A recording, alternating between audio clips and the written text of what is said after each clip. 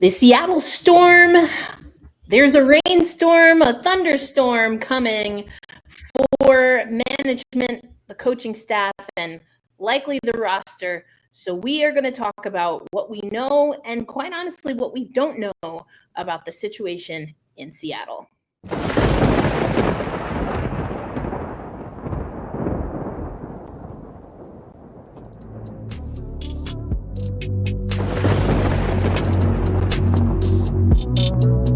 You have three people who are selfless like that, three people who are dangerously disciplined like that, and you have a coach that also embodies all of those characteristics. You can expect good basketball. I love interacting with the fans. I'm excited for them to cheer for us because it's hell when you come here.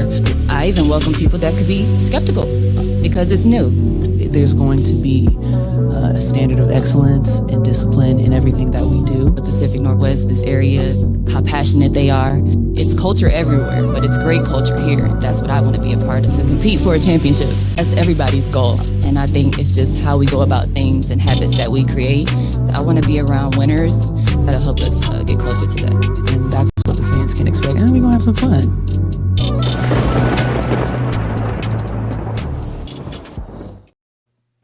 I mean, even just listening to that reel after all of the news just makes you wonder what exactly is going on in Seattle, and we're going to talk about it. My name is Erica L. Ayala, alongside Joveta Rodriguez.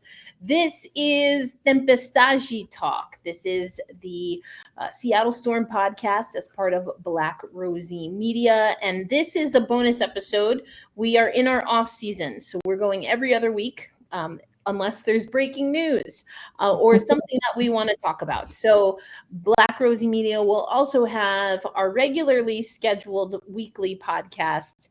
Gotta Get Up, a podcast for New York Liberty fans. That will be on Thursday. So this is not replacing Gotta Get Up. This is an addition to, because there's quite honestly, some troubling reporting that has come out of Seattle camp.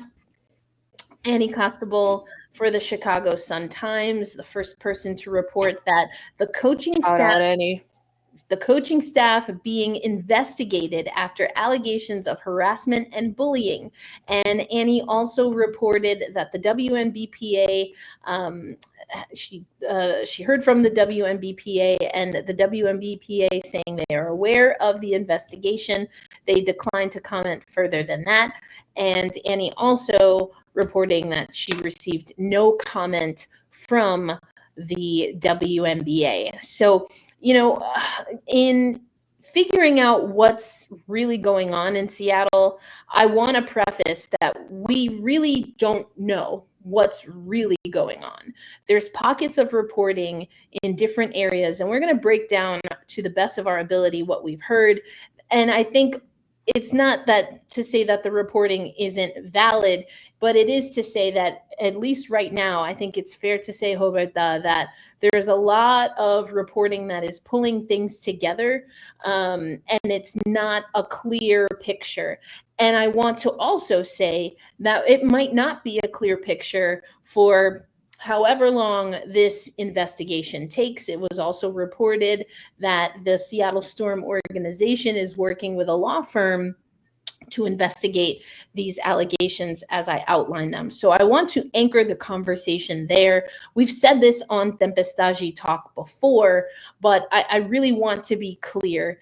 I'm not in the business personally of, we do this for entertainment, and there are times when you can have fun with things and you can impart your opinion on things, even your biases on things. This, in my estimation, is not one of those things where we should do that. We can certainly react and respond to things that we've seen, but I am going to be very bullish and diligent in keeping us grounded in what we actually know and not going too far beyond that on this bonus episode. So with that said, for our format, we usually do 4 quarters and a halftime where we talk about things outside of just Tempestagi Talk or the Seattle Storm. Since this is a bonus episode, we're going to do halves like we used to do in women's basketball. So we'll have the first half and the second half with a halftime in between, where we'll take a little bit of a break from this story and we'll talk about some news in women's basketball. So I just wanted to lay the foundation and maybe set some guidelines before we get started. But first and foremost, Roberta, what is going on in your world these days? What's going on in my world? A lot, as I bet you have seen. It's been some pretty intense days of a lot of hard work to try to figure out what is going on with this investigation. I mean, I think one thing is very important to lay out there. When it comes to an investigation, no one knows what goes in it while it's happening. It's illegal.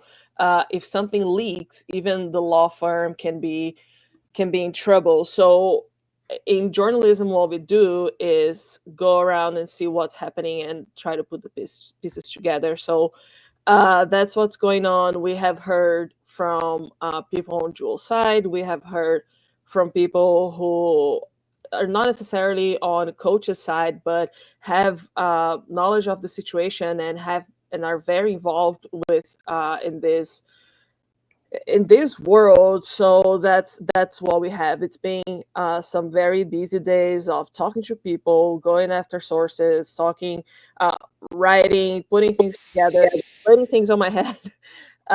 So it's been some very busy and intense days, and I'm looking forward to discussing that. Yeah, so again, let's break it down. The Chicago Sun-Times, the first report here, since we've also seen reporting from Beta Basket, we've seen reporting from Circling Seattle Sports, we've seen reporting from the Seattle Times. But again, most everything, at least initially coming from the report from the Chicago Sun-Times. That article from Annie came out on November 15th, so just earlier this week. And again, the allegations are harassment and bullying by the coaching staff tied to on-court performance during the 2024 season. The allegations stem from incidents that happened at practice and during games. Now, the coaching staff is who is mentioned, so that of course would include Noelle Quinn, but we cannot assume that it is only Noelle Quinn that is part of the investigations or even attached to the allegations at this point. Yes, definitely. We don't have, there isn't, from that initial report, there's nothing that says Noelle Quinn is being investigated. From talking to people and talking to sources, Noelle Quinn is supposedly the main subject of everything that's going on. I mean, she's the head coach. That's part Right. of accountability, right? When you're the leader of something, you respond for it. And Noelle Quinn has always been very firm about that. So Noelle Quinn has been in the center of the conversations. We had heard, um, like at first it was only like lore, I think, on social media of people bringing up situations with Noelle Quinn. But now we know officially that there is an investigation going on. Annie Costabile, if I'm not saying her name correctly, I'm sorry, but Annie Costabile broke the news Friday night, and just and it literally broke the news and broke the internet, because I think that and we've talked about that in this podcast. People are not very harsh on the storm. People don't really try to dive into things, and this is probably one of the first times that I've seen something this serious come up from here. We've been talking about it. We've been discussing here and there about what could have gone wrong, and we have touched on court relationships, on some contention between Jewel, Noelle, some lack of confidence on general manager and ownership, and now all of that is coming together into this instance where things have gone things have gone too far and it has come out. Yeah, and I mean, we've talked about this on Tempestagi Talk. We got started officially just before the Olympics, and then in earnest after the Olympics, following the Seattle Storm, up until their first round exit, where they were eliminated by the Las Vegas Aces. And what was evidently clear at times is that this was a team that was, according to Noelle Quinn, and also players at times underperforming, not meeting the expectations that and the not meeting the standard that was set, not meeting their full potential and capability. And at times it also sounded like it was perhaps a disconnect between not just the effort, or maybe not even centrally the effort, but perhaps the attitude, the approach, the willingness to show up and know that you can't take any team, any moment for granted in the WNBA. Skylar Diggins-Smith was very vocal about that. And so it's no surprise, I don't think, that there was kind of trouble in paradise. But when we go to some of the tertiary reporting that we've had from Circling Seattle Sports, you also have done some reporting, and we'll get into that in a minute. But Circling Seattle Sports in particular reported about a players-only meeting, which excluded Nneka Ogwumike. Also talked about Diggins-Smith, Skylar Diggins-Smith, and quotes that she led several outbursts laced with vulgarity during practices directed at teammates. Then, some of her history in the league also came up.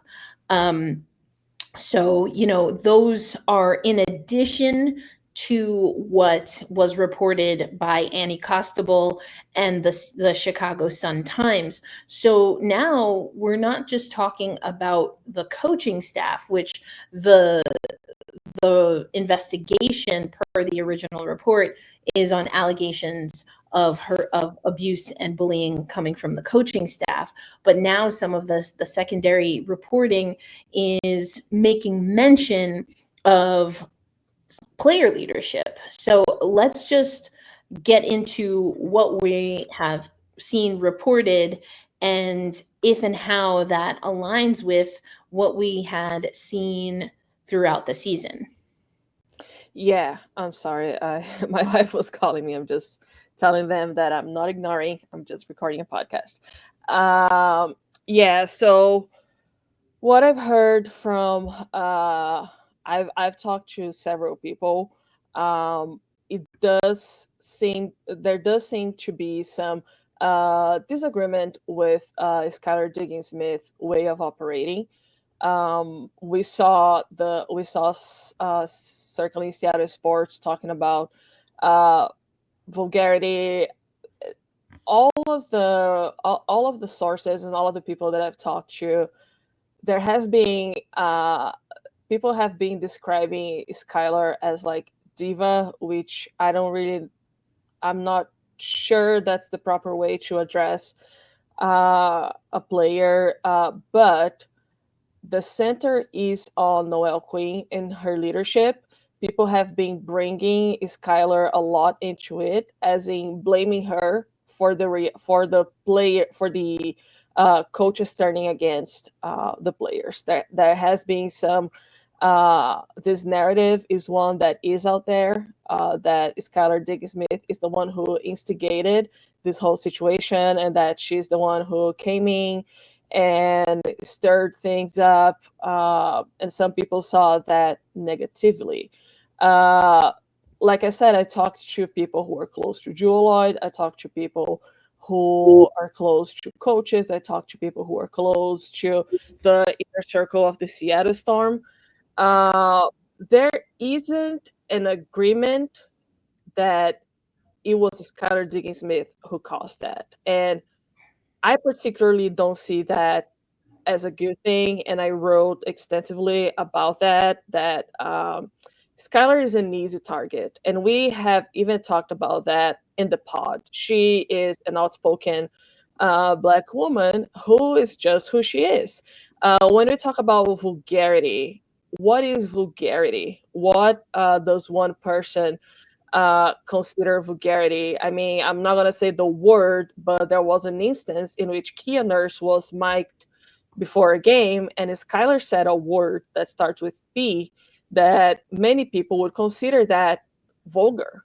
I mean, I don't think I'm the best example of what words are good or not, because I Yeah, can be and like, I just want to stop there because that is a different, that's not related to this particular topic. I know what you're going for, like what is vulgarity, but I think also, I mean, that was a circumstance where she's talking to a colleague, and she's an adult, she's using language. So I know what you're saying, and I think the reason that you're mentioning it is because there's this perhaps gray area on what vulgarity is. But I guess that's also a part of why I want to start with the facts first, because there's a wide spectrum when it comes to a lot of different things, not just with Skylar Diggins-Smith, but with Jewel Lloyd and Nneka Ogwumike, who we're going to get to. So, yeah, so someone just put in the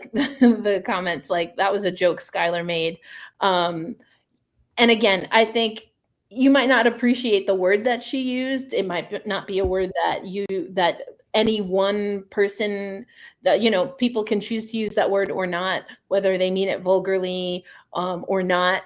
I think that we can all agree that in that instance, it was not to be offensive, and it was something that was said in jest. So I just want to be evidently clear, because again, this is the reporting so far is a little bit dicey when it comes to in my opinion, the reporting or the interpretations can be a little bit dicey between what is considered abusive or vulgar and what is how people operate. yeah, no, yeah, and I asked directly what kinds of things happened.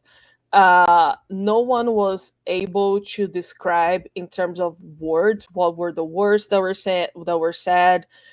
Some people said slurs, some people said vulgarity. The one thing that people said is that there was pressure from the coaching staff that some players should not get the ball, and if a player passed the ball to a player that was not supposed to get the ball, that player would be bullied. That's would be bullied or alienated. That's what sources have been saying, in terms of the whole description of what is the bullying and what is the harassment that's happening. That's really interesting because for anyone who's played sports before, there is, whether it is expressed or not, at some level, likely you've come across a moment where, whether it's coming from your teammates, if it's coming from the coaches, that's pretty egregious, but that it's just like, hey, that's not who we want to have the ball in this scenario. And I think there is a part of that can go beyond and can be, I don't know if I would use the terms bullying or harassment. It could be, I suppose. I guess just I can only speak from my experience. And I would say at most, I would probably use the word inappropriate, especially because if you're a coach and you don't want a certain person handling the ball, then the recourse that seems more natural would be just to not play that person. Yeah, and I think that there is a fine line between, being rough in sports and like getting to being mean. I think there is a fine line, and again, just thinking as a human being, what is offensive, something that may be offensive to me is not going to be offensive to another person, and I can't discredit Right. someone who has felt offended by something that someone said. Right. So That's literally the definition yeah, of harassment, and those are exactly. those are workforce harassment um, guidelines. Yeah, That's and that's something. Yeah, that's something that has been consistent. I feel like across the board. Any, I feel like I keep saying her name's wrong. Is any Costabile? costable. Yes. Costable. She wrote that it was performance. It was based on the bullying and the harassment, and was based on performance on the court, and that's similar to what I heard too. That the bullying and the harassment would come depending on how a player did and what a player did on the court. So that has been um, consistent. Yeah, and again, bullying and harassment. What clarifies and what constitutes that? I think that you can be bullied and harassed at any level, and that is in the eye of the beholder. Effectively, it's what this sounds like to me in an umbrella or a catch-all phrase, which honestly I think probably is well, whatever. I think the catch-all phrase is probably an uncomfortable, an untenable, or even an inappropriate work environment. That being said, and I'm not saying that this is right or wrong. I'm not saying what should be versus what shouldn't be. I think we can agree, though, what is true in sports is that language and whether it's appropriate or inappropriate is circumstantial. And sometimes you have to have a conversation with your teammates. Like, I had to have a conversation with my teammates. They were calling me something and saying something to me that they thought was a term of endearment. And I was like, no, I don't Mhm. identify as that. I'm not going to respond to that. So you need to not say that around me, because that's not how I roll. So sometimes Mhm. you have to have those conversations. You're dealing with adults. Do I think personally that adults should be censored? To a degree, no. And there's just certain language that Yeah. adults are going to say, hey, I don't get down with that. We have to work together. Do you, boo? And when we're together, don't use that language. Yeah. And you have a choice in that moment. You can either honor and respect a colleague, a teammate in that moment, whether you agree with them or not, or you can ignore that. So again, we don't know what the levels to this are, at least not right now. I'm just offering up a few different scenarios to hopefully anchor again what is happening here.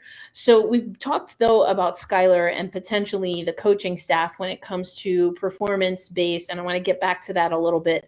But I really want to go back to this idea that you have the WNBPA president on your team, and the team calls, per reports, and all players meeting without the WNBPA president, aka a Storm teammate. That seems odd to me on a lot of different levels. Yeah, and I gotta say that I think that things started getting weird for me when people started pinning Nneka at the center of it. Of all of the people that I've talked to, and that's like a lot. It's a good amount of people. Nneka's name came up once. No one is really talking about Nneka or that she's responsible for anything. Um, And so this is from your reporting that you're yeah, saying? Okay. I didn't write about it, but I didn't write because I didn't have anything about it. No one said anything about Nneka and what her involvement with it was. What we have about Nneka is what she has said publicly, and it is that she relates to the coaches And what one of the reports said is that Nneka was not involved in the meetings because the team was afraid, the players were concerned that she would be partial to the coaches. That raised the question for me: was Skylar in those meetings? Was Skylar in those reported meetings? So I haven't heard about Nneka and her, what she could have done about it. I do think that the WNBPA being like telling the Chicago Sun that there is an investigation going on, is at least they are owning that there's something happening. And if it's not that investigation, then someone is gonna report on it. Uh, but I haven't heard about Nneka. I have to be honest here, and I haven't heard much. I've heard one person talk about Nneka. That's what I heard. Yeah, and again, you know, this is, I want to be straightforward and direct, and I also want to say that this is not a indictment on specifically the reporting that you're offering us now on the podcast, because again, we here at Black Rosie Media, we want to try and anchor as much in truth as possible. What I hear you saying is that per your sources, only one person has mentioned Nneka. Now, you haven't said in what capacity or how they mention Nneka in relation to any of this, and if you choose to offer more there, you can. If not, that's fine. But what I want to say is that the reason, just a little bit of journalism, the reason that more often than not, journalists try to talk to multiple sources is because when someone tells you something, you take them for their word and you are hoping that they are being upfront with you. And the reason that we confirm sources, or at least try to, is because someone can tell you the truth and it not be the full picture, if that makes sense. Because we all only live our perspective. So I just want to put that out there. Yeah. I mean, we can't do a report based on what one person is saying. Right. That's not journalism. That is, that's just gossip, basically. Right. Yeah. So I don't mind what one of the people that I talked to said about Nneka. Is very similar to what the narrative was on social, that like this is not a good look on Nneka as the president. That's what was said. Well, I mean, something not being a good look doesn't, that's not, that's an opinion. I also really, I'll just be honest, as a human being, I hate that this isn't a good look. I honestly don't even know what that usually means, because that seems to be an opinion. I mean, there are things that happen in people's lives that they might not appreciate being associated with it, but her job is literally to be involved in these kinds of conversations in her role with the PA. And just because she's the president of the PA, or anyone, Stewie could be in a similar situation. And it's like, is it not a good look that there's drama on her team? I mean, humans are complicated, messy people. I'm so glad you're saying that. Complicated, messy people with feelings. And sometimes you don't always get along and you don't always align. And I think it's also interesting, and we're eventually going to get to this, but this is an investigation. I find it also interesting. I don't know what it means yet, but I find it interesting that there's an investigation and that moves haven't been made to remove people already.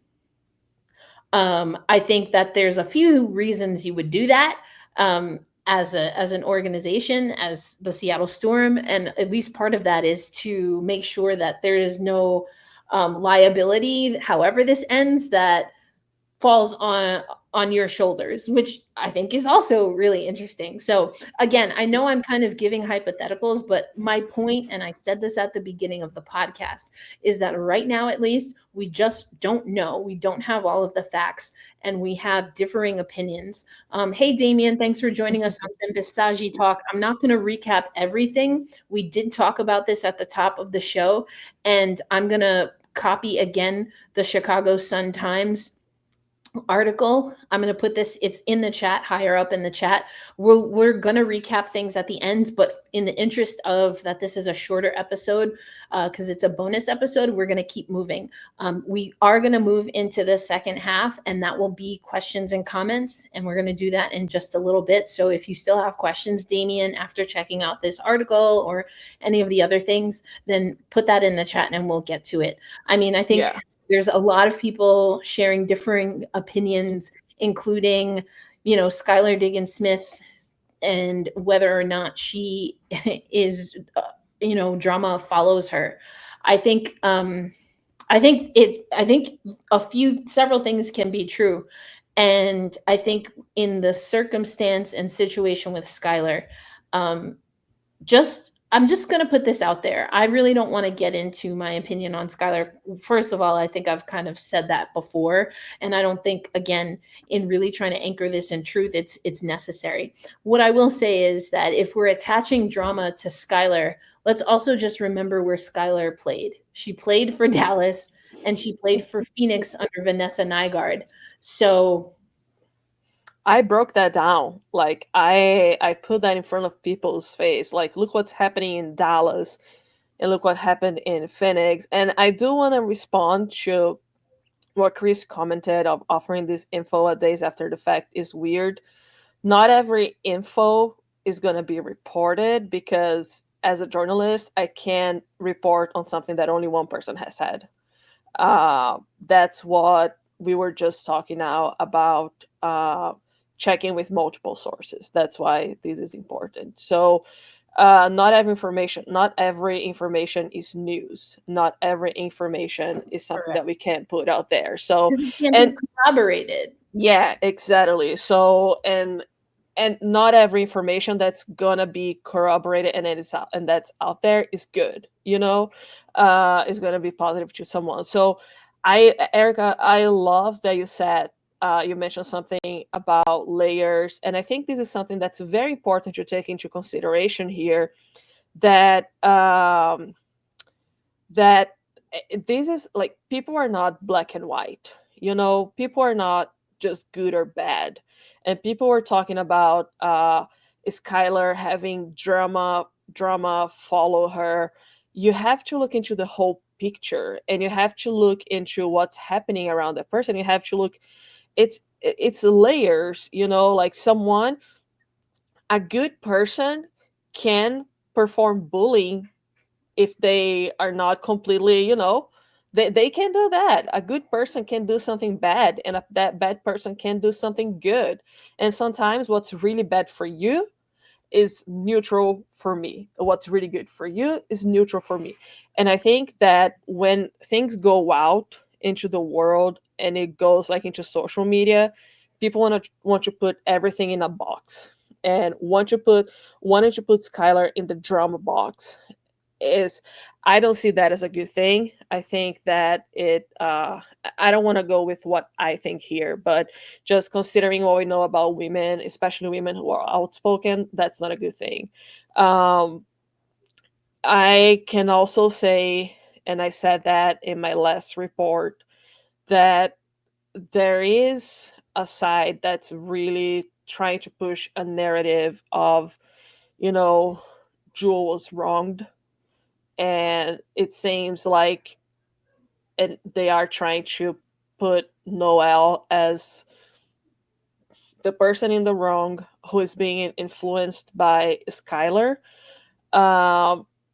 So like I said, there are layers, and investigation is not something that just any person is going to have access to.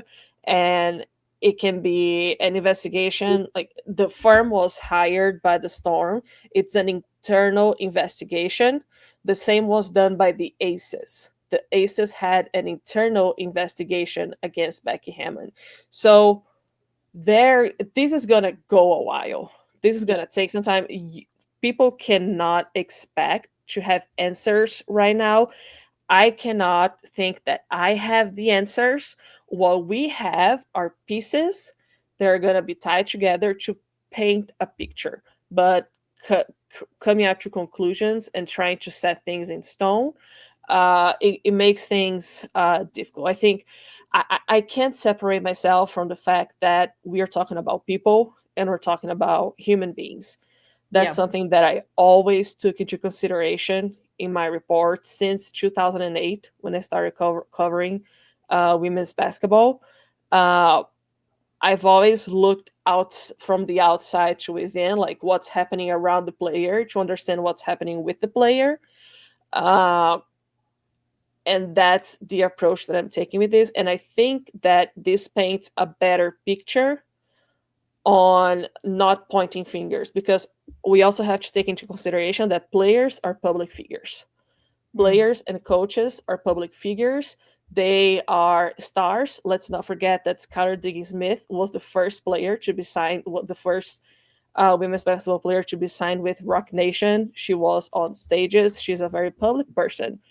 So I think it's very important to take all of that into consideration and just to think about the fact that those are human beings who have layers. They're not characters. We're not talking about a villain. We're not talking about a hero. We're talking about real people.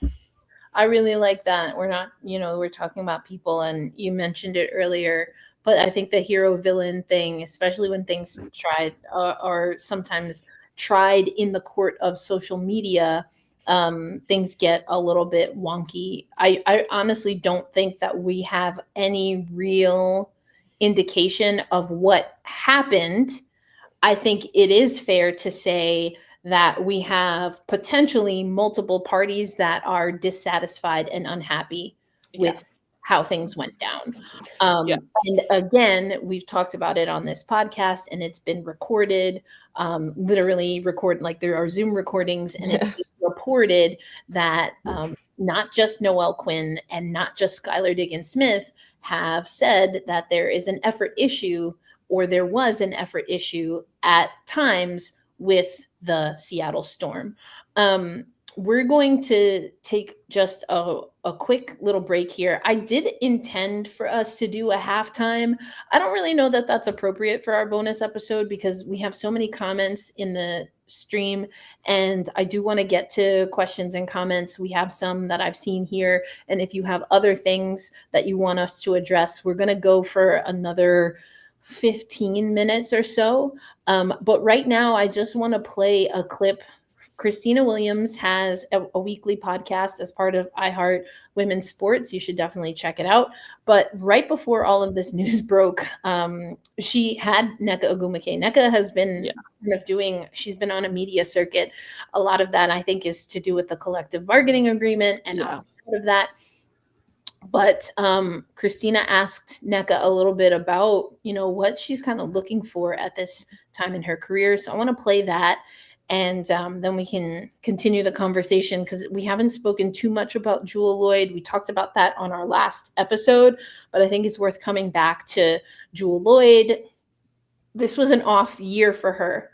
Whether you look at her statistics, the Olympics was very strange. We talked about that. And it would appear that perhaps people, I don't know if I want to say speaking on behalf of Jewell, but that are definitely close to Jewell Loyd, you would assume are close to Jewell Loyd, have kind of been sounding off. So I, again, want to anchor this in truth, but I mean, that's a fact as well, that we have parties outside of the immediate team that are weighing in, maybe a little cryptic, but, just worth mentioning. So here's Nneka with Christina Williams. This is from, in case you missed it, with Christina Williams. You're unrestricted free agent again. What will determine you re-signing with the Storm or looking for another opportunity elsewhere? I mean, right now, what's important to me is definitely ownership engagement, coaching staff, practice facility, and being competitive with teammates that provide a good locker room. I'm entering year 14, so I don't really have time for the BS. I'm like trying to go in there, have fun, play game, play, win, compete, but do it also in a way where I feel supported both physically and mentally, So those are all the things. I mean, Seattle has all those things, so. I mean, she talked about specifically locker room and teammates, and then ends though saying that Seattle has all of those things. So, I mean, this is happening. This is happening after the season. This is an interview after the season, before the official reports of the investigation. At the time of Annie's report, I do want to say also that the Chicago Sun-Times reported that at the time of their report, the investigation was already 2 weeks in. So I don't know the exact overlap, but just putting that out there. But so, I mean, what do you make from that clip from Nneka? What did you make of it when you first heard it? And has your mind changed since the reporting about the investigation? Not really. And the thing that I wanted to say is that Nneka has been very consistent on her messaging regarding where she's going next. She was also, I think we talked about that in our last episode, that Nneka talked on A Touch More, the Sue Bird and Megan Rapinoe podcast. She said exactly that. I want coaching staff that I trust. I want an ownership group that is engaging. I want practice facility.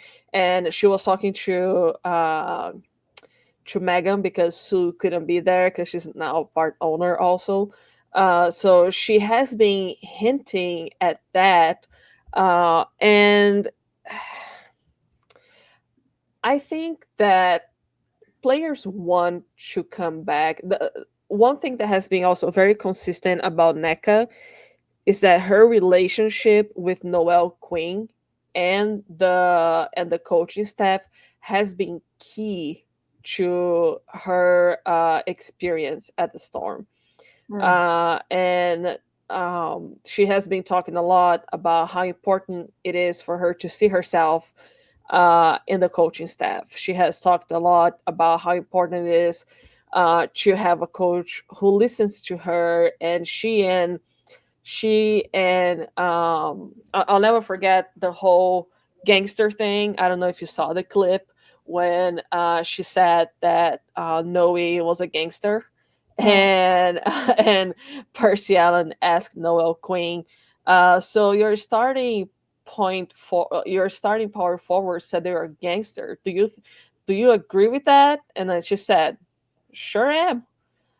So you know that you can see that there is a connection there. You can see that there is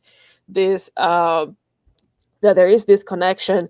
And from watching Noelle Quinn, I mean, I've watched every single Seattle Storm game the past 4 years. When you look at Noelle Quinn, when she took over the Seattle Storm, and Noelle Quinn this year, it's a completely different person. I mean, publicly, she, the way that she talks, the way that she expresses herself. I'll never forget when she said, when you're wearing the Seattle Storm jersey is a privilege on itself. There's nothing I can do for players in terms of will that has to come from within. She was very outspoken and very direct and very confrontational, the way that I see it. She was much more less confrontational, I would say. But I feel like this year, Let me make it clear, because I don't think you made the connection as clear. I think I understand what you're saying, but I just want to be evidently clear. How did Noelle Quinn change in the 4 years?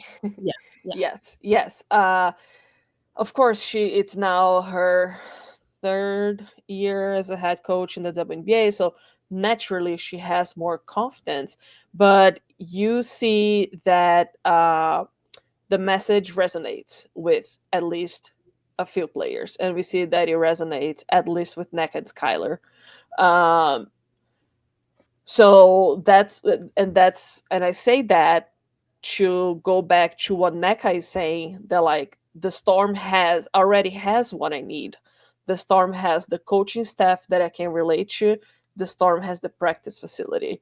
So the way I see it, she's pointing out what she is willing to negotiate, what is a non-negotiable for her, and she knows what is already there in Seattle and what needs to improve. So I think at the end of the day, it's going to be a Storm decision. What do we want? What kind of team do we want to have? Do we want to keep legacy, which would be keeping Jewel Lloyd, or do we want to shake things up? Right. And I think that's fair. And I do want to take the conversation there, but I don't think I understand what you perceive to be the difference in Noelle Quinn in that time. Is it just the confidence, or I The mean, confidence. Yeah. The sometimes confidence. confrontational. I mean, I don't. Yeah. I mean, so I mean, Noelle Quinn is confrontational. That's not the word. I mean, I think I'm confront. I know. yeah, I think you're a New Yorker. Confrontation comes naturally. So I wouldn't be Noelle Quinn, though. I don't know if I would describe her as confrontational. She might be, but I don't know. And that's what I'm saying. That's what I'm saying. Like what she did this year was the most confrontational that I have seen her in the past year. For her to say, I can't create the will to play, they have to create, like, I can't make the players want to play. That is, for her, that is very direct. That's not, it's direct, but I don't think that's confrontational. Like, I think she's being honest. I don't. Yeah, exactly. But again, the cultural thing of Seattle, I think that also goes into play. Maybe I need to like look up the definition of confrontational again, because like I think this is a point that you make when you talk about Skylar. We have to be thoughtful when we post certain labels on people, because the term confrontational is not necessarily seen as something that is a quote unquote positive. It's not a characteristic that people, generally speaking, like being associated to leadership. I think sometimes you absolutely have to be a confrontational leader. But I think, and I don't want to stay on this too long, because I really don't want to offer too much of my opinion, because there's so much that we don't know. Yeah. I just think that perhaps that's where the rub is, because if a coach is saying you can't teach effort, you can't teach hustle, you can't teach wanting to play for a championship, wanting to play to what we heard from Noelle Quinn is that this organization needs to get back to its legacy, to its championship legacy. To me, that's not confrontational. That's challenging. Yeah. So that's for confrontational. I don't know. So if I had to use a synonym for what I'm saying for confrontation, is direct. Okay. Straightforward. That's what I mean by confrontational. Okay. All right. Yeah. Okay. Yeah. So that's what I mean. Yeah. And that might be like a language barrier thing, but that's what I mean, like direct and straightforward, like not necessarily like underlining tones and all that. So yeah, direct. The most direct Noelle Quinn has been, I can get with that. Yeah, that's I don't know. But yes, I think she was direct. I think that she definitely was challenging the team. And I mean, the team, we talked about this. Was this a failure of a season? I mean, comparative to last year, no. Comparative to on paper how this team should have performed, maybe. And now we have all of this mess to deal with, which includes reports that perhaps the not confrontational, but the confrontation, perhaps part of the confrontation, if one does exist, which it seems that one might exist between Jewel Lloyd and the coaching staff is that Jewel Lloyd did not meet her benchmarks. And she talked about that in exit interviews. We played that on our last episode. But the financial implications of that, there has been reporting that perhaps there are some that feel that Jewel Lloyd not reaching her benchmarks had to do directly with coaching. That's really interesting to me because, you know, I think Jewel Lloyd's shooting percentage was down this year. Like her accuracy, her efficiency wasn't where it needed to be. Now her minutes at the Olympics, if the Olympics was a benchmark and she didn't get any playing time and now that has a financial repercussion, I think that is a more plausible conversation to me. But to associate benchmarks and perhaps the coaching staff being responsible for her missing those benchmarks, that seems like a little bit of a more of a stretch to tag on to Seattle as compared to what happened at the Olympics, which I think is also worth a conversation. But I guess, I just want to make that clear. I think saying that Jewel Lloyd didn't hit benchmarks because of coaching, it could be a part of the recipe, but I think also Jewel Lloyd had an off season. Now that is all to say that if you do not feel supported, if you do not feel understood at your workplace, there could very well be a time where your performance will reflect that. So again, we are getting little breadcrumbs and nuggets. But what I think, even before we knew that there was an investigation happening, again, our last conversation about Jewel Lloyd was, what is the future here? Because it didn't seem like there was a clear path for the Seattle Storm and Jewel Lloyd, even without the investigation. And now adding that on top of it, is there a path at all? Or is this going to have to be a separation regardless of what the investigation shows? Yeah. So again, what I hear, and that's from basically every single person that I've talked to, is that someone is gonna have to go. This is the kind of thing that the team is not gonna work that way anymore. There are so many relationships that have been strained. There are so many trust, like so much has been, like so much trust having has been broken, that something has to change. Someone's gonna have to go, and that's where we don't know where the Storm is landing. That is something that no one has any idea. We don't know what ownership wants to do. We don't know what GM wants to do. We do know that the associate general manager is part of the coaching staff. That's one thing that we know, and that's Pokey Chapman. But that is something that no one knows. There hasn't a single thing being said of what is the direction here. And there isn't even like any room for, like, no one knows. That's where, like, we don't know where it's going to go. Yeah. Again, there's just this is just a mess. Like, there is somebody, multiple people, I think, are likely going to have to take accountability in this situation. And I think that there is a world in which there are players which are going to have to take accountability. I think also, and I've seen it in the chat a few times, there are some players where the writing is kind of on the wall. Sammy Whitcomb is an interesting one, and someone that we're going to talk about soon in our off-season series, wants to explore free agency. Mercedes Russell, we didn't get to speak to in media exit interviews, so we're not really sure where Mercedes is. And we kind of broke down, again, social media can be an interesting place, but we broke down what was shown and seen on social media, but also, again, how much can you really read into someone responding to a conversation about, I don't know, like, now at the time, that's what we said.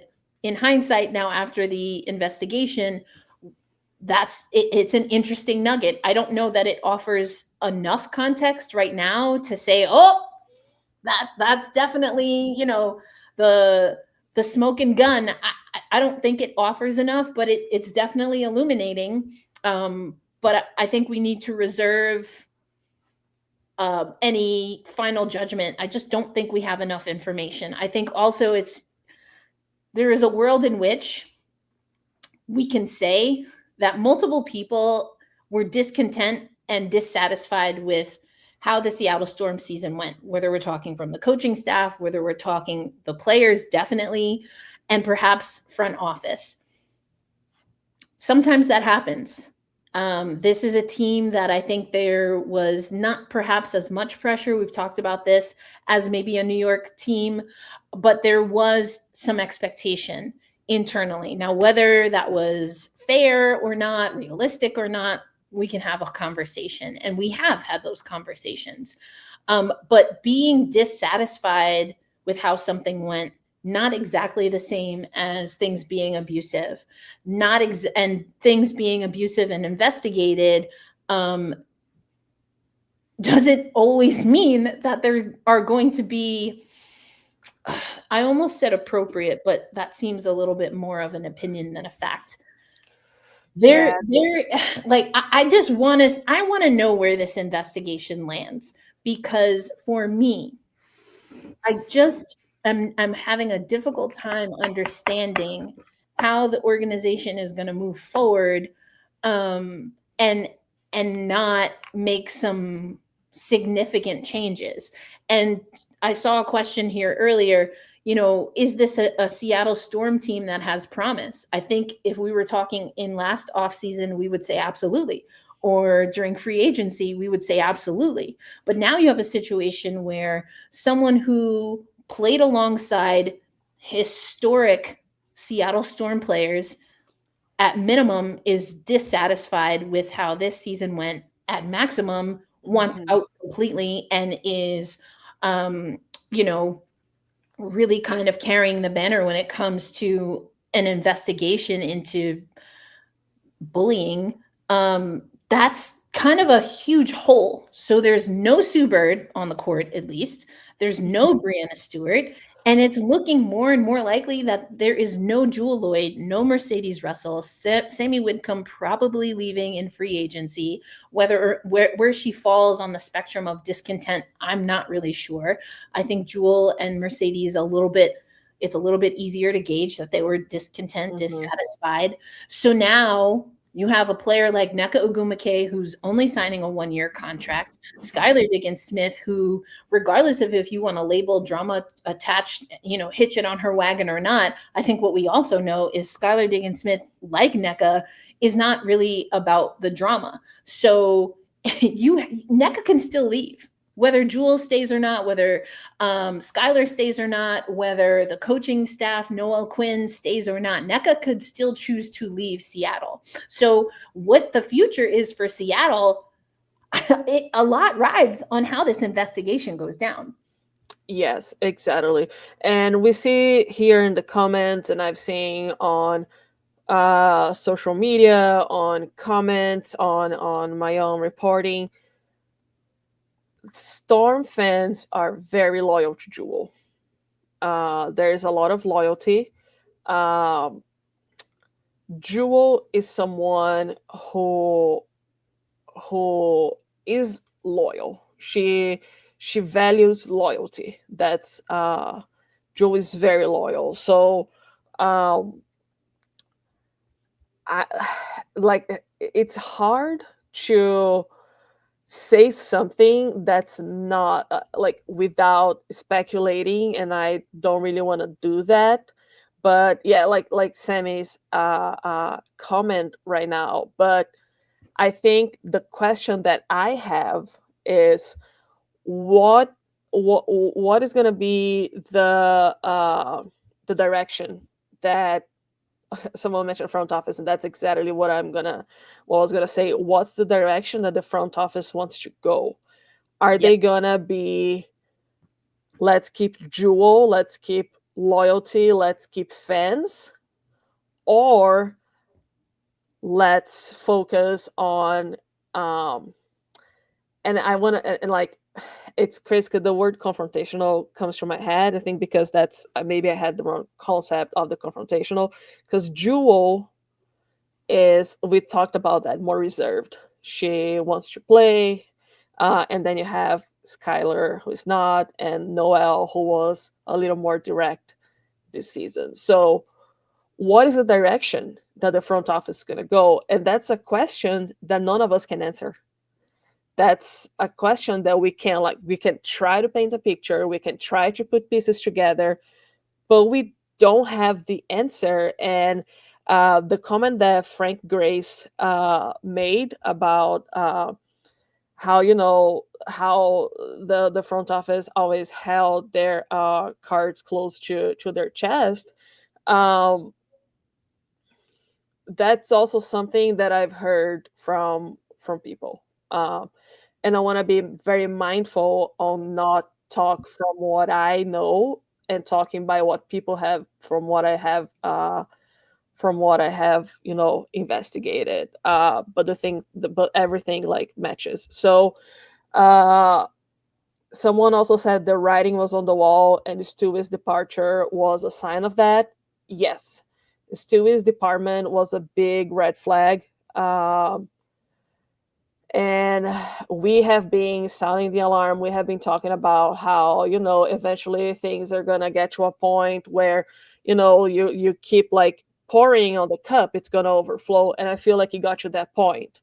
And because it involves a player who is so dear to, it involves a player who is very dear to the fan bases. It involves the coach, and it involves a player whose fans had a lot of opinion about. So this is, and it really depends on how the Storm is going to deal in terms of transparency regarding the next steps and the investigation. It's an internal investigation, so I don't think that they have to release any findings. That is something that I don't think that they have to. So it's really going to depend on what is their priority, and we might only know what their priorities are by their actions. Yeah, agreed. And as you were talking, I think the biggest, I don't know if it's a question, I don't know if it's a tell, but we have to remember that Sue Bird is a part of this ownership group now. And I think that I want to be clear.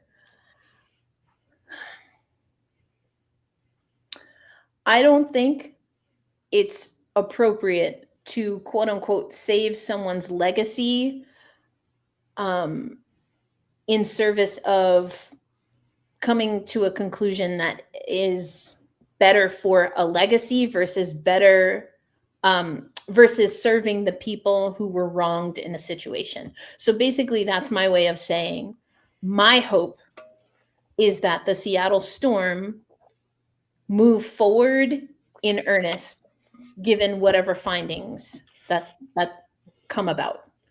Yeah, I don't know what the same feeling. I don't know what those findings are going to be. I think that there is a wide range from everything that has been reported and kind of picking up breadcrumbs. I feel like there's a wide range of ways that this can go. And I'm not of the opinion that there is one completely right party and one completely wrong party at the moment. This just seems extremely messy to me. Yeah. The reason I mentioned Sue Bird is because I think that, and maybe you can look to how Atlanta handled things. I don't necessarily. Well, let's keep Atlanta out of this. Interesting to see. For me, I think I'm curious to see how Sue Bird, once we get the final findings, once we get more information if and when that information is ever shared.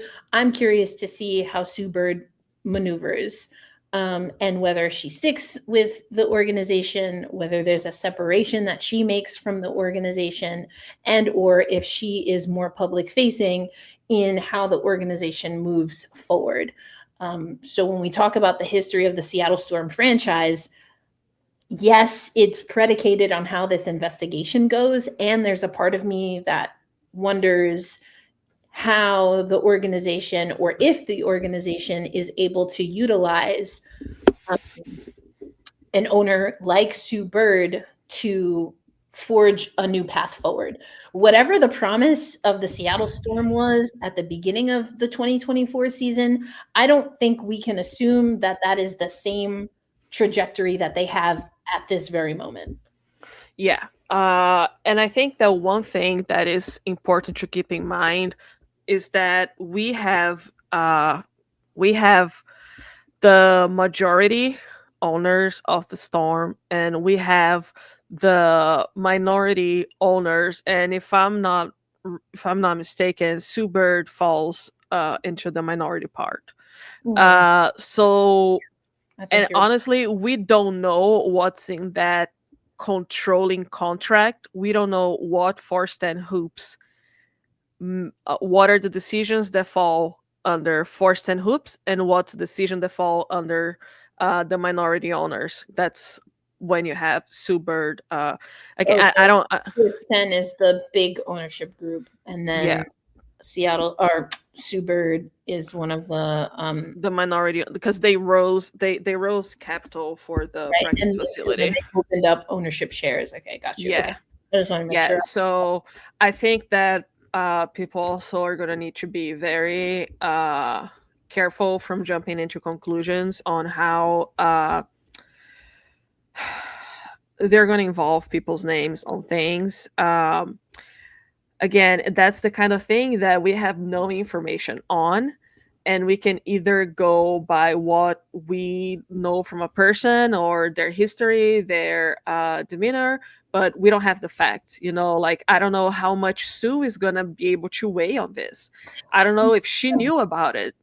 That's true too. I mean, I know I said I was going to talk about Atlanta, but if you talk about a different organization in a different league, in the NWSL, Sarah Spain was an owner that came in as part of the, I really don't like using the word minority, so that's why I'm struggling. But for the purposes of equity, I will use it, but I do not use that word in other contexts, just to be clear. So if you see me struggling, that's why.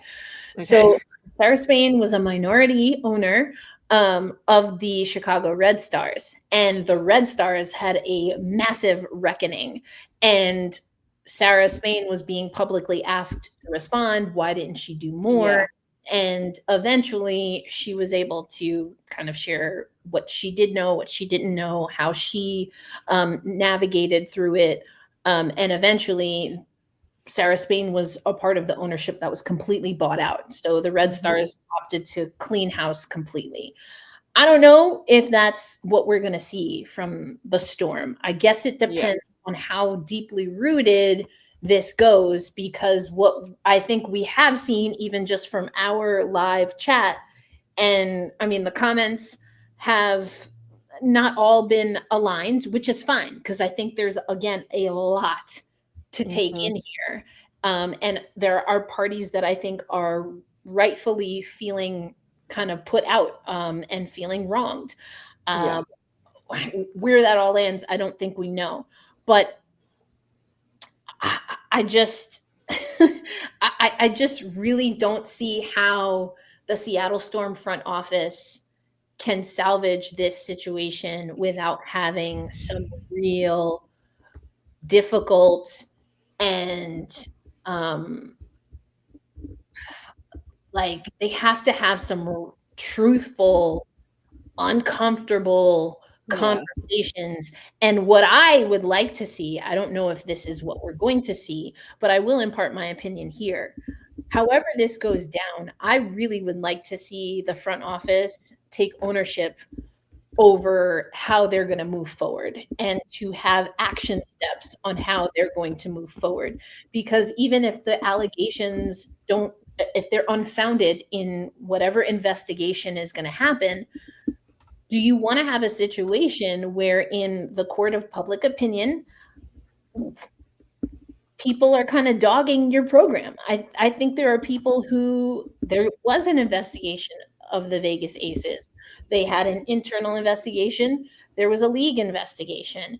And here's the thing, just because you are found cleared of wrongdoing doesn't mean that that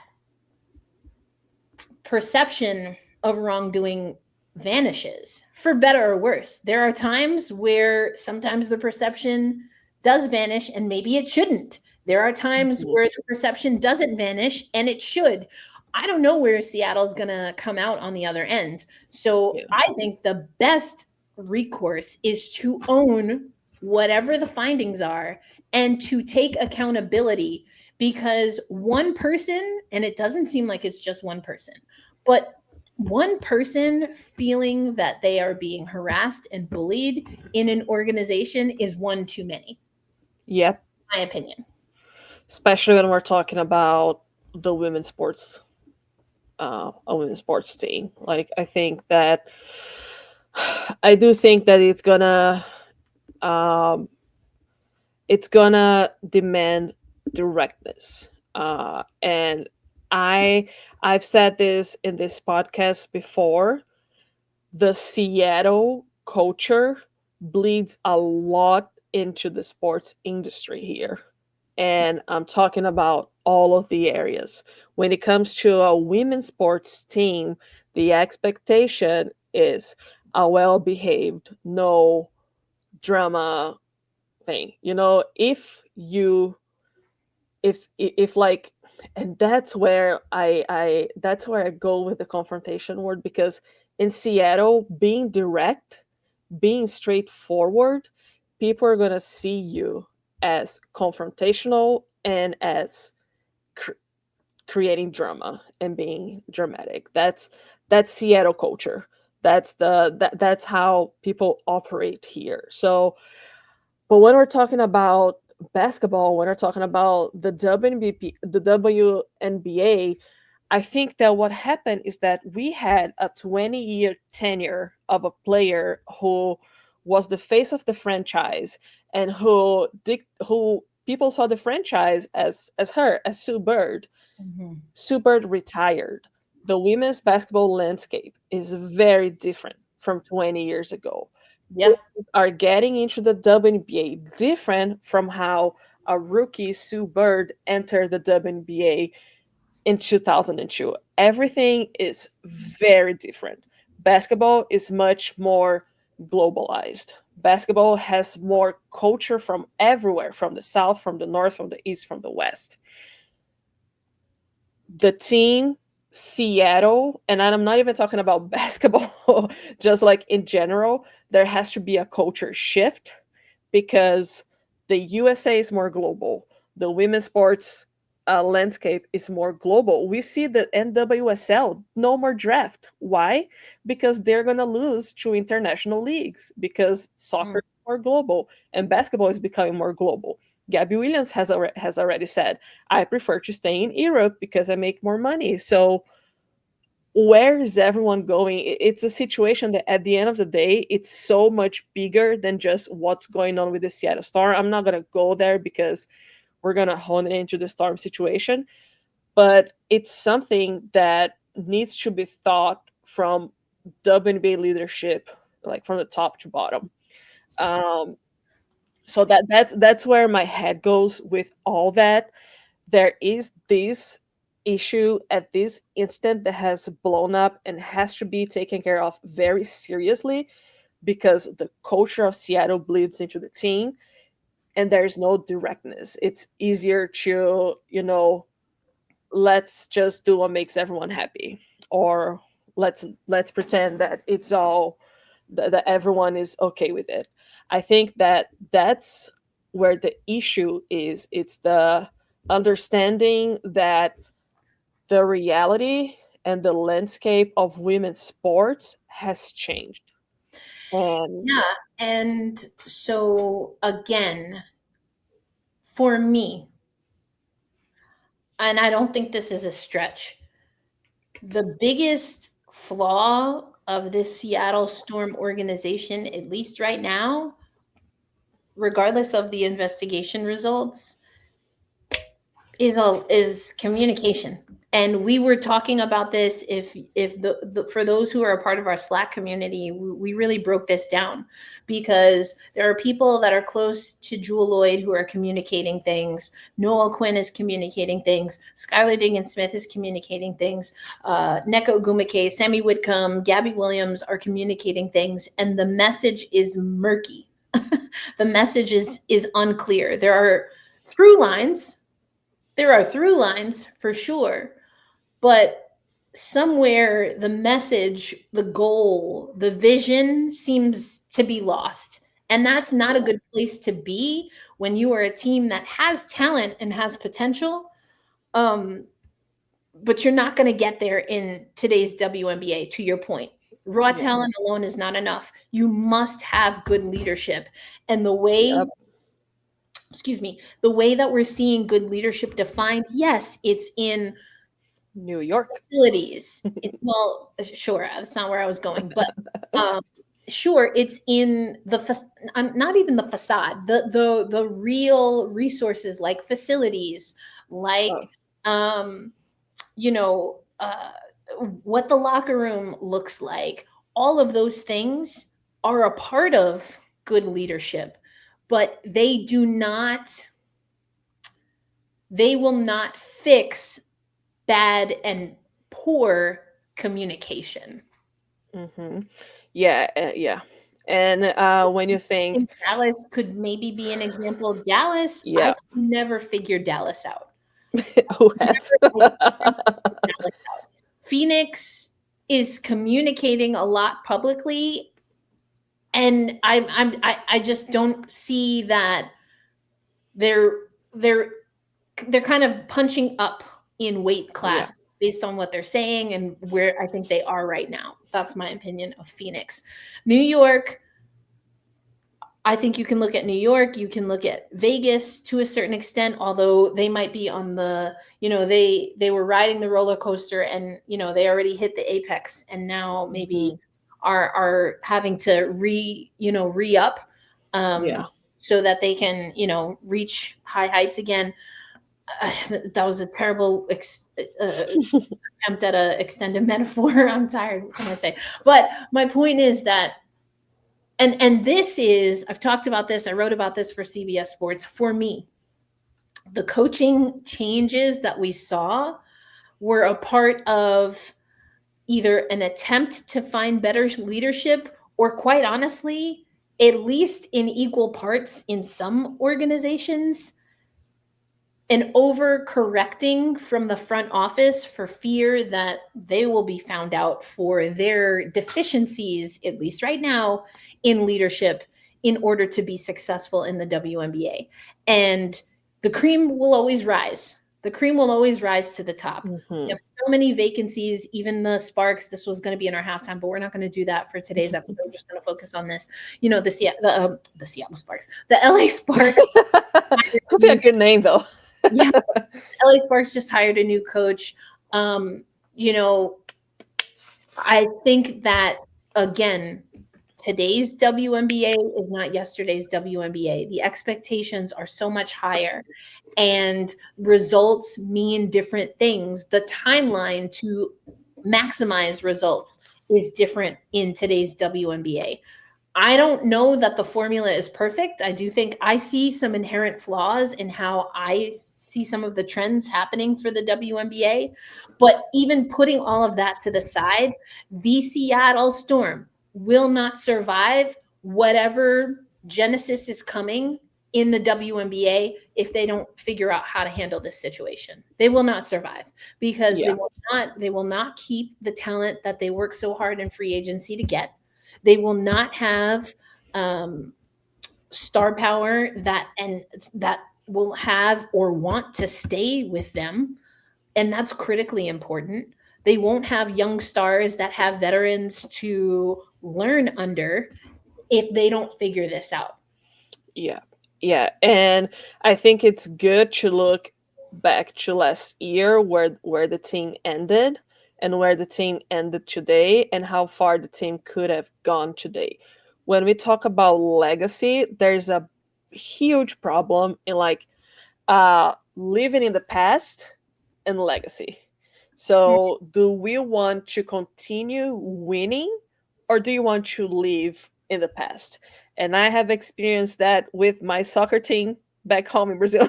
We just fell to the second division because glory's past, you know. So what do they want to do? I saw someone asked here, how did that all happen on the course of one season? This kind of thing doesn't happen in the course of one season. It's like Yes. it boiled, you know. It Yeah. got there is this expression in Portuguese that it is água mole em pedra dura, tanto bate até que fura, which is like the water that is soft drips on the rock. It drips and drips up until it cracks. So it's like small things that drop here, small things that you know drip there. The situation became out of control Yeah. because now you have this situation. uh this kind of thing is not a one season thing, and that is not unique to the storm. Look at organizations. There were recent situations with Uber, there were situations with Apple. Every company, every organization that had a big situation come out, it didn't happen on the course of 1 year. It's like like history is so important. Yeah. It's It's so sort of- important. So like eh, people need to look past like the the now. People need to look into the whole picture, you know. Unfortunately, you cannot do that in 280 characters. You cannot do that in a 60-second TikTok video. It requires a lot of critical thinking. Yes. It requires a lot of investigation. It requires thousands of characters, you know, written in Microsoft Word. Uh, it's very dangerous to fall into defend conclusion, you know, fall like go for only one narrative. It's Yeah. this situation specifically, the lack of transparency leads leads to lots of narratives, you know. The lack of transparency, we can't like all we can do is investigate and report on our findings, but we don't know exactly like of everything. No one knows what direction the front office is going to go. No one knows. We don't know if Jewel is going to go. We don't know if Noe is going to go. We don't know if Skylar is going to go. Like you can't it's a dicey situation. They are not in a good spot right now. They're going to have to look. They're going to have to do like and to look take a very good look in the mirror and No. be what is going on, what's happening, and be direct. They're going to have to confront themselves. There's no one else that they have to confront except for themselves to find the best solution. Agreed. Well, we're going to end this conversation here for now, for today. This is not the end of the conversation because there's a lot that we do not know. There's an ongoing investigation and pending results of that investigation, whether those are reported or not, I guess we'll find out. Um, and, you know, again, I just don't see this being a move one player and everything is fixed. No. You know, I see a lot of people in the comments, and I think it does stand to reason just because Lloyd just doesn't seem to, it seems like she's maybe maximized her time with the Seattle Storm, but particularly with Noelle Quinn. So whether Jewel stays, whether Noe stays, whether neither stay, like you said, Joeta, more work has to be done. The foundation has to be evaluated, and hopefully that's what's a part of the investigation as well. We thank y'all for joining us Yes, again. thank you everyone. We, you know, tried to keep this to what we know as the facts and to offer questions as opposed to give concrete answers. I don't have concrete answers. I personally, I don't think anyone does at this Nope. time. So we'll have to see what happens. Tempestagi Talk will be back in our usual format next week, but we will also have our conversation on the New York Liberty on Thursday. So Brian Florentin will join me. He is our co-host of Gotta Get Up, a podcast for New York Liberty fans. The New York Liberty ain't got all this drama. They're still celebrating in the Bahamas, although unfortunately it seems like John Cole set some people straight who are coming after her fiance. So unfortunately, that might be something that we talk about in context of the ongoing celebration of the 2024 WNBA champs. But Joveta, thank you for your reporting. Thank you for clarifying. Thank you also for being open to, critique of certain language, especially when it comes to Black women.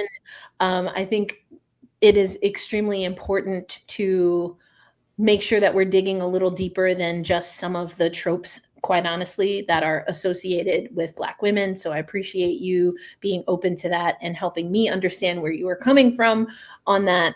And I guess to be continued. Definitely to be continued. It is like, it's ongoing. And the truth is that, none of us is going to know anything until the storm says something.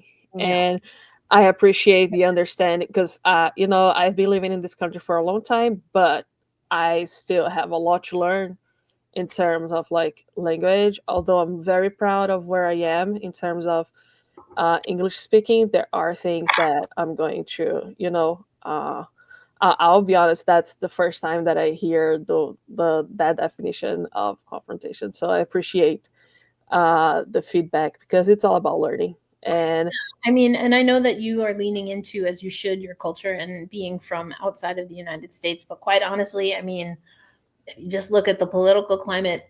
We in the United States don't always agree on definitions. That's why I'll be like, listen, if I don't know something or if I'm misinterpreting something, I'm happy to know it. But I always try to, and this is what I do when I talk to quote unquote trolls on social media. I'm like, okay, exactly. Define what this means to you, just so I know.